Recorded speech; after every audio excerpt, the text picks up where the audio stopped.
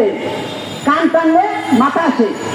তাহলে এই মেয়েকে গ্রেপ্তার করে এই আজকে জনগণে অথবা সচিবালয়ের সামনে আমাদের শ্রমিকদের সামনে হাজির করার দায়িত্ব এই সচিবালয়ে। কারণ আমরা এই সচিবালয়ে আসতাম না। এই সচিবালয়ে আমাদের টাকা মেরে দেওয়া সাথে আমি মনে করি এক কারণ কি, এই সচিবালয়ে চুক্তি হয়েছে, এই চুক্তি বাস্তবায়ন করবে সচিবালয়ে, টাকা দিবে সচিবালয়ে, আমরা মালিক চিনি না।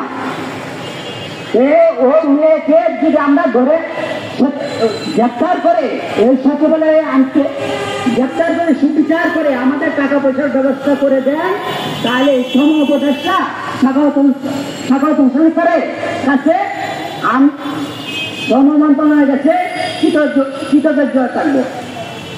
এবং আমরা 18 মাস ধরে এই শ্রমভবন প্রধান উপদেষ্টার কার্যালয়ে সচিবালয়ে বিভিন্ন জায়গায় আমি সাধারণ শ্রমিকের পক্ষে চিঠি দিয়েছি এবং এই সচিবালয়ে আমি এবং আমার আরেকজন লোক ওষুধদারে নিয়ে এই সচিবালয়ে আমি আগের সচিব স্যারের সাথে কথা বলেছিলাম। উনি আশ্বাস দিয়েছিল আমাদের টাকার ব্যবস্থা করে দিবে, কিন্তু আসলে সেই সরকারের আমলে ব্যবস্থা হয় নাই। এখন আমি কিছুদিন আগে জানতে পারি এবং শুনতে পারি খবরে আমাদের শ্রম উপদেষ্টা মাননীয় স্যার, উনি খুব ভালো মানুষ এবং শ্রমিকদের প্রতি উনি শ্রমিককে অনেক ভালোবাসেন। সেই হিসাবে উনি ওই খবরে বলছিলেন ডাক গ্রুপ সহ 12টি কারখানার মালিক বিদেশ যেতে পারবে না। আমি আশার বাণী শুনেছিলাম, তাহলে আমাদের এই ডাক গ্রুপে শ্রমিকদের ভাগ্য খুলে গেছে। আমাদের শ্রম উপদেষ্টা শাখা স্যার আমাদের টাকার ব্যবস্থা করে দেবে, যেহেতু মালিক বিদেশ যেতে পারবে না। উনি প্রথম বলছে 12টি কোম্পানির আগে আমাদের ডাক গ্রুপের নাম বলেছে, কিন্তু দুঃখের বিষয় 11টি কোম্পানির আমার মনে হয় সমাধান হয়েছে, কিন্তু আমাদের ডাক গ্রুপের 15,000 শ্রমিকের ভাগ্য নিয়ে কিনে নিয়েছে।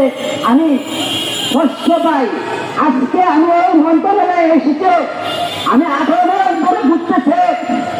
আমি জানতে চাই এই সরকার অথবা এই শ্রম মন্ত্রণালয়ের পাওয়ার বেশি না এই মালিকের ডাক গার্মেন্টসের মালিকের পাওয়ার বেশি।